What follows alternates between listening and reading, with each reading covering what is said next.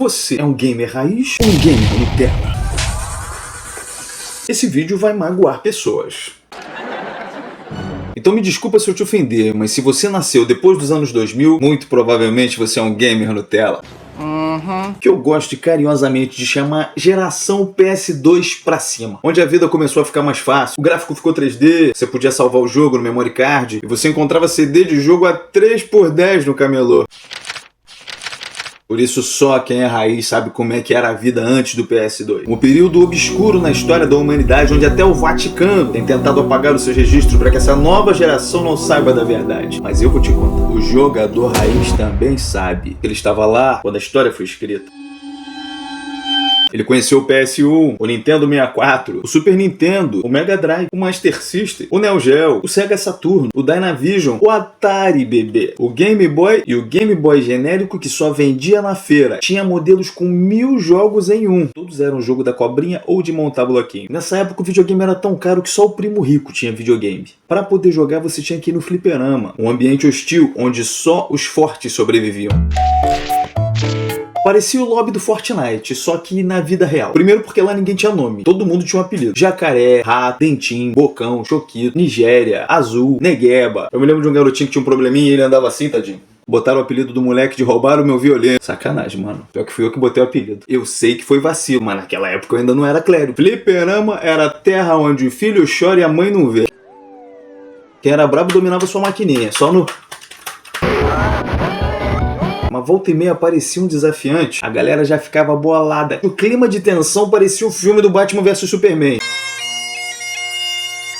Além dessa, havia uma modalidade muito mais sangrenta, onde vários jogadores se revezavam para tirar o cara da máquina. O famoso rei da mesa.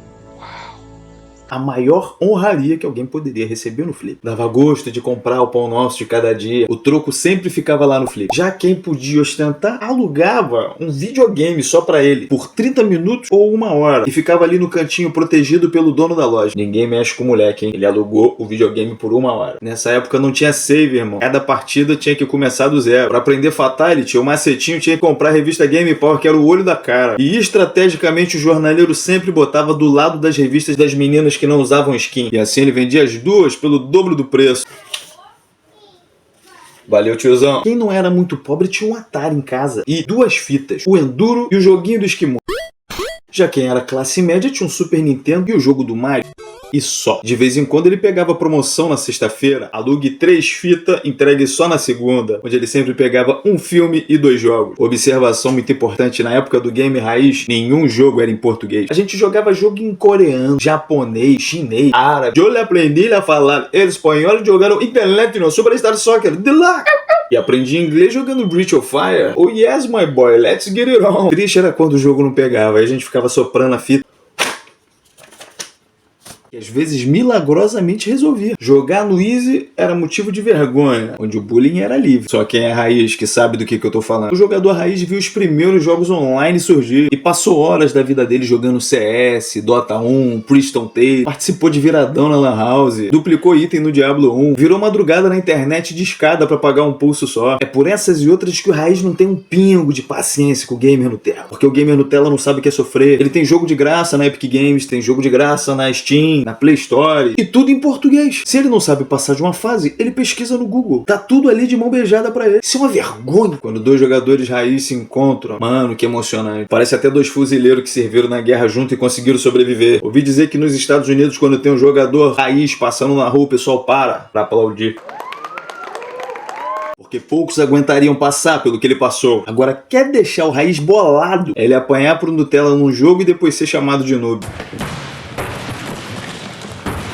Ele vai xingar até amanhã. Ele vai procurar o nick do moleque na internet pra tentar bater nele na vida real. Mas não tem jeito. O mundo mudou. E nem todo raiz tá preparado pra essas mudanças. Para tantos mods, DLCs, Game Pass, jogo tudo ficando fácil. E temos que reconhecer que os gráficos ficaram incríveis, né? Então nessas horas já não importa se é raiz ou se é Nutella. O que importa é ser feliz. E desfrutar desses diversos jogos maravilhosos que têm surgido por aí. Então é isso, meu povo. Eu vou ficando por aqui. Se você curtiu esse vídeo, não esqueça de deixar seu like. Se você for raiz que nem eu, já compartilha com todos os seus amigos jogadores raiz que viveram toda essa trajetória do mundo gamer junto com você. Então é isso, valeu, galerinha, fui!